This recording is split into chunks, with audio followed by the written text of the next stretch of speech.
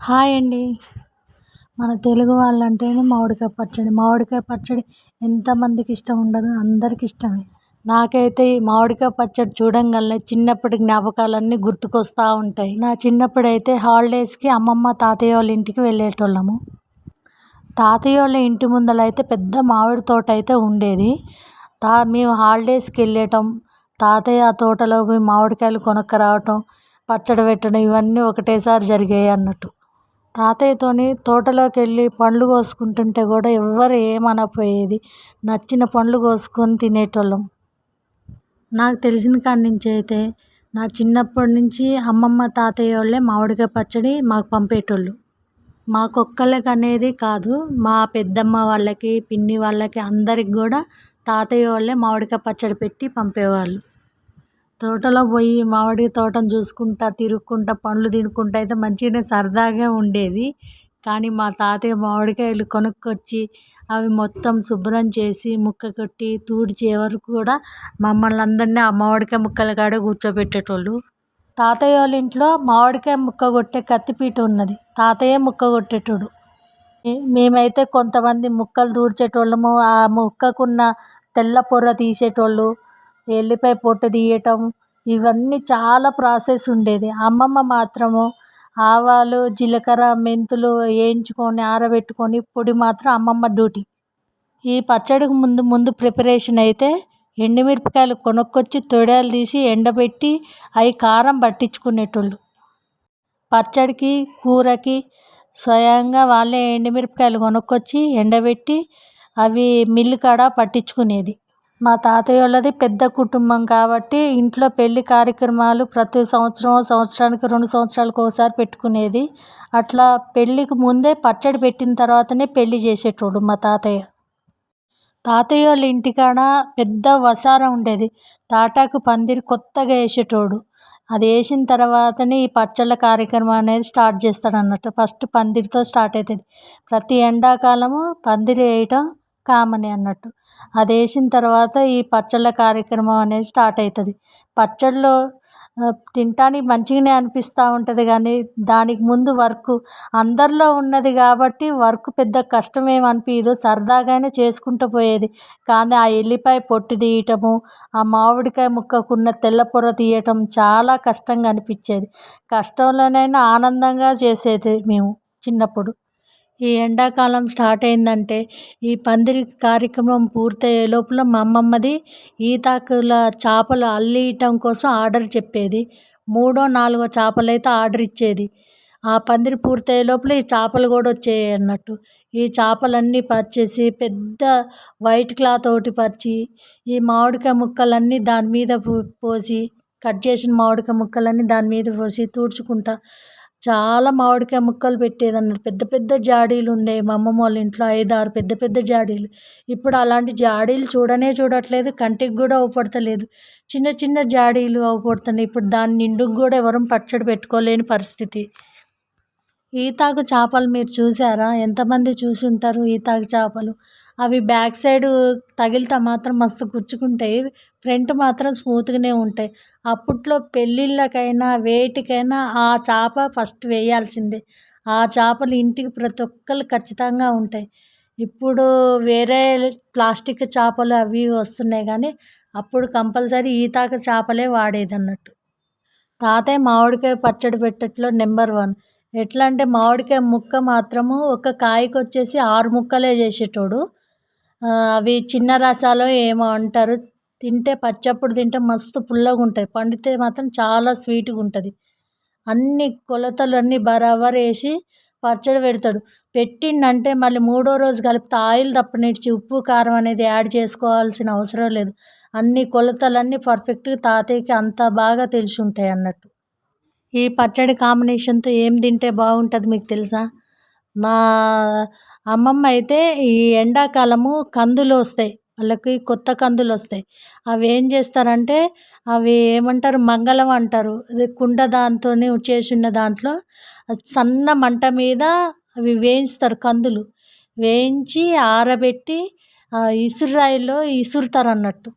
ఆ వేయించిన కందిపప్పుని వండుకొని ఈ కొత్త మామిడికాయ పచ్చడి వేసుకొని తింటే చాలా టేస్ట్ ఉంటుంది ఆ పప్పు మాత్రం. ఆ పప్పు కాంబినేషన్, ఈ పచ్చడి కాంబినేషన్ సూపర్‌గా ఉంటుంది. ఎన్ని నాన్ వెజ్‌లు వండినా కానీ మేమైతే ప్రతిరోజు ఈ ముద్దపప్పును, మామిడికాయ పచ్చడి పిల్లలం అందరం చాలామంది ఉంటాం. పెద్ద కుటుంబం కాబట్టి పిన్నులు, పెద్దమ్మలు, వాళ్ళ పిల్లలం మేమందరం కలిసి చాలామంది ఉండేది. మాకైతే ఇదే ఇష్టం ఉండేది. ఈ పచ్చడి కొత్త కాబట్టి అందరం ఇష్టంగా తినే ఫుడ్ అయితే ఇదే.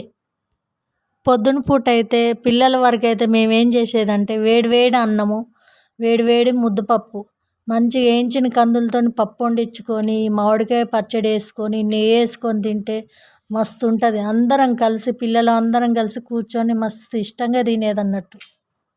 కానీ మేము ఎంజాయ్ చేసిన ఆ రోజులు ఇప్పుడు మా పిల్లలకి రానే రాలేదు. ఇలాంటి పచ్చళ్ళు, ఇలాంటి ఎంజాయ్‌మెంట్ అప్పుడు మాతోనే లాస్ట్. ఇప్పుడు పిల్లలు ఎవ్వరు ఎంజాయ్ చేస్తలేరు గూడా. అవి అలాంటి ఫ్యామిలీలు గూడా, పెద్ద ఫ్యామిలీలు గూడా లెవ్వు ఇప్పుడు. ఆ రోజులు గుర్తుకొస్తా ఉంటే, ఇప్పుడు ఈ రోజులను చూస్తే కొంచెం బాధ అనిపిస్తా ఉంటది. ఆ రోజులు మళ్ళీ తిరిగి రావు. మన పిల్లలకి ఆ రోజుల్ని తిరిగి ఇయ్యలేము. ఇప్పుడేంటంటే టూర్‌లకని అటు ఇటు వెళ్ళుడు తప్పనిచ్చి ఇప్పుడు పెద్ద కుటుంబాలంటూ ఏమీ లేవు. నేను ఇందాక చెప్పాను కదా! మా అమ్మమ్మోళ్ళ కుటుంబం పెద్దది. వాళ్ళు ఎప్పుడూ ఏవో ఫంక్షన్‌లు అయితా ఉంటాయని చెప్పాను కదా! ఫంక్షన్‌లకైనా వేటికైనా ఎవ్వరైనా అక్కడ ఊర్లో మల్లెపూలు గానీ, ఏ పూలు గానీ కొనుక్కోరు. ఇంటింటికి మల్లెపూల చెట్లయితే పుష్కలంగా ఉంటాయి. పూలు కొనుక్కోవటం అనేది తెలవదు. ఆ పూలు కోసుడు, ఆ పూలు మాల కడతంటే అందించుడు, మళ్ళీ దానికి తోడు తామర పువ్వులు, కలువ పూలు కాదు తామర పువ్వులు ఎక్కువ ఉండేది. అమ్మమ్మోళ్ళకి కొంచెం దూరంలోనే మస్తు తామర పువ్వులు ఉండేవి. తాతయ్య వాళ్ళ ఇంటెమ్మటి ఓ పెద్ద బావి అయితే ఉండేది. గిరికల బావి అది. గిరికల బావి ఎమ్మట తాతయ్య ఏం చేసిండు, ఇట్లా దడిలు కట్టేసి ఒక చిన్న తోట మాదిరిగా అయితే చేసిండు. అందుట్లో అయితే దోసకాయలు, బెండకాయలు, నాకు తెలిసైతే నేను చూసిందైతే దోసకాయలు, బెండకాయలు, మళ్ళీ వేరే సైడు అరటి చెట్లు యెల్లో కలర్‌గా ఉంటాయి చూసారా చక్కెరకేళి అరటికాయలు అవి. పెళ్ళి టయానికి, ఇంట్లో ఫంక్షన్ టయానికి అరటికాయల గెలలైతే ఒక ఒక చిన్న రూమ్ నిండా ఉండేవి ఆ గెలలు. ఆ అరటి పండ్లు కూడా బయట కొనుక్కొచ్చుకోనవసరం లేదు. వంటకైతే దోసకాయలు కూడా కొనుక్కొచ్చుకోనవసరం లేదు. అప్పుడు పెళ్ళిళ్ళకైనా, ఇప్పుడు ఫంక్షన్‌లకు గూడా చాలా చోట చూస్తున్నా క్యాటరింగ్‌లలో గూడా ఈ పచ్చి దోసకాయ పచ్చడి ఇన్‌స్టంట్‌గా పెట్టేస్తున్నారు. అప్పుడు ఆ పచ్చడి అనేది ఏ ఫంక్షన్‌కైనా ఫస్ట్ ఉండేది. ఇప్పటికి అదే దోసకాయ పచ్చడి అనేది ఏ ఫంక్షన్‌కైనా ముందు పెడుతున్నారు.